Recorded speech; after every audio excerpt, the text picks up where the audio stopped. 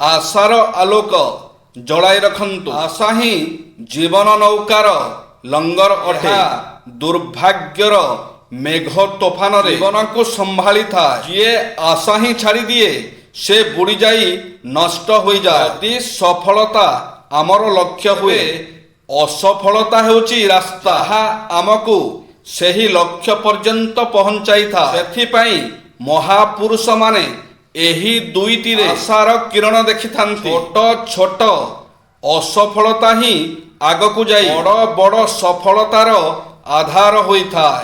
ବୃଥାରେ ଯୁକ୍ତିତର୍କ କରନ୍ତୁ ନାହିଁ। ଯାହାର ଯେତେ କମ୍ ଜ୍ଞାନ ଥାଏ ନିଜେ ଜ୍ଞାନକୁ ସେତିକି ଅଧିକ ଦର୍ଶାଇ ହୁଏ। ଯଦି ଆପଣ ଜ୍ଞାନୀ, କର୍ମଠ ଓ ବୁଦ୍ଧିମାନ ଅଟନ୍ତି ତେବେ ଆପଣଙ୍କ କାମ ହିଁ ନିଜେ ନିଜେ ଆପଣଙ୍କ ପରିଚୟ ହୋଇଥାଏ। କଥା ଆପଣଙ୍କୁ କୌଣସି ବି ସ୍ତର ପର୍ଯ୍ୟନ୍ତ ନେଇଯାଇପାରେ।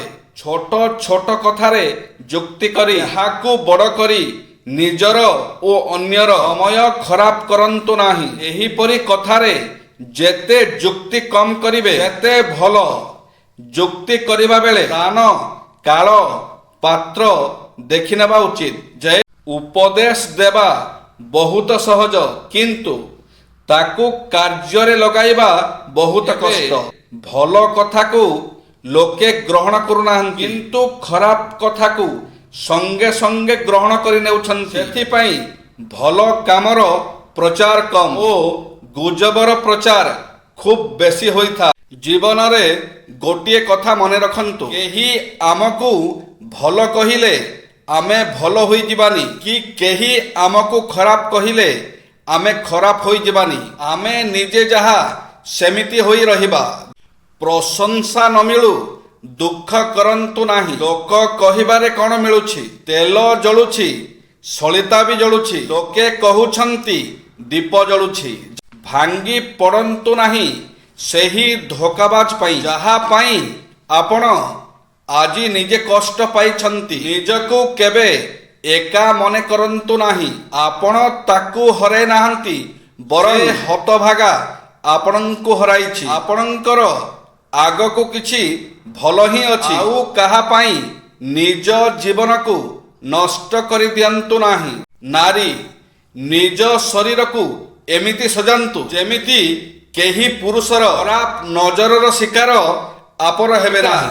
ଦୁନିଆର ପ୍ରତ୍ୟେକ ଝିଅ ଚାହିଁଲେ କରିପାରିବେ। ଯେ ଧନ ନାରୀର ଭାଗ୍ୟ ଯୋଗୁଁ ଆସିଥାଏ ଏବଂ ପିଲାମାନେ ପୁରୁଷର ଭାଗ୍ୟ ଯୋଗୁଁ ଆସିଥାନ୍ତି। ତେଣୁ ଧନ ପାଇଁ କେବେ ପୁରୁଷଙ୍କୁ ବଦଳାନ୍ତୁ ନାହିଁ ଏବଂ ପିଲାମାନଙ୍କ ପାଇଁ ସ୍ତ୍ରୀକୁ କେବେ ଛାଡ଼ନ୍ତୁ ନାହିଁ।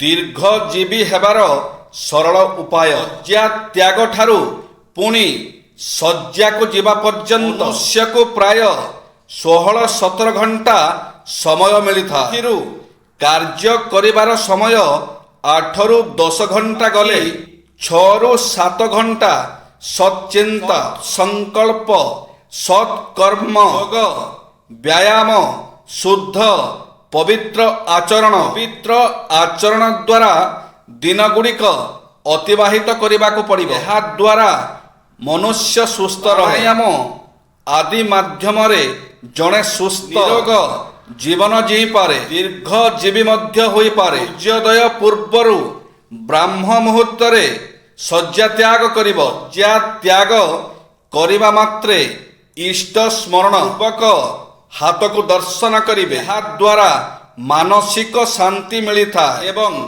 ଆଶୀର୍ବାଦ ମଧ୍ୟ ମିଳିଥାଏ। କରାଗ୍ରେ ବସତି ଲକ୍ଷ୍ମୀ, କର ମଧ୍ୟେ ସରସ୍ୱତୀ, କର ମୂଳେ ସ୍ଥିତେ ବିଷ୍ଣୁ, ପ୍ରଭାତେ କର ଦର୍ଶନମ୍, ସମୁଦ୍ରେ ବସନେ ଦେବୀ, ପର୍ବତ ସ୍ତନମଣ୍ଡଳେ ବିଷ୍ଣୁ ପତ୍ନୀ, ନବସ୍ତୁଭ୍ୟେ ପାଦ ସ୍ପର୍ଶ କ୍ଷମସ୍ୱମେ।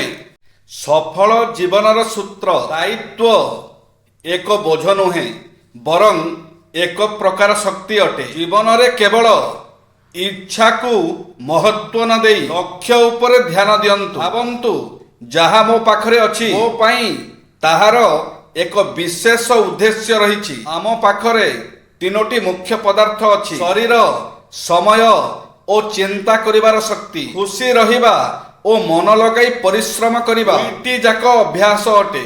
ସଫଳତାର ତିନୋଟି ନିୟମ: କଠୋର ପରିଶ୍ରମ, ଆତ୍ମବିଶ୍ୱାସ ଓ ଆତ୍ମବିକାଶ। କୌଣସି କାମକୁ କେବଳ କାମ ଚଳାଇବା ପାଇଁ ନ କରି ବରଂ ଆଗକୁ ବଢ଼ିବା ପାଇଁ କରନ୍ତୁ। ଯଦି ଆପଣ ସମ୍ପୂର୍ଣ୍ଣ ଜୀବନ ପାଇଁ ଚାହୁଁଛନ୍ତି, ତେବେ ନିଜ କାମକୁ ଭଲ ପାଇବା ଶିଖନ୍ତୁ। ଅସଫଳତା ହିଁ ସେହି ସମୟ ଅଟେ ଯେତେବେଳେ କି ଆପଣ ଅଧିକ ବୁଦ୍ଧିମତାର ସହିତ କାମକୁ ଦ୍ୱିତୀୟ ଥର ଆରମ୍ଭ କରିପାରିବେ। ମେରୁ ବଳଦ ସାରା ଦିନ ବୁଲିଲେ ବି ସେଇଠି ଥାଏ। ସିଧା ସିଧା କଥା କହି ସମ୍ପର୍କ ବନାଇ ରଖନ୍ତୁ। ଜୟ ଶ୍ରୀ ଜଗନ୍ନାଥ।